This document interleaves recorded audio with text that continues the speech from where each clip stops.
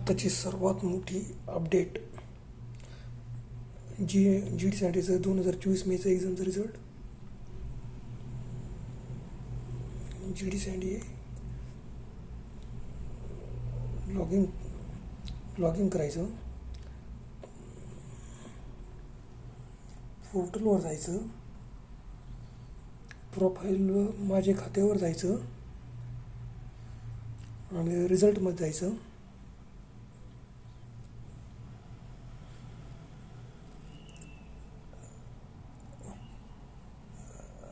रिझल्टमध्ये गेलं का exam year निवडायचं.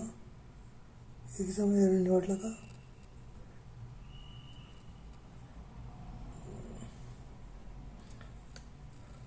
रिझल्ट असा हे होतो आणि ॲप्लाय फॉर प्रिंट काढायची रिझल्टची.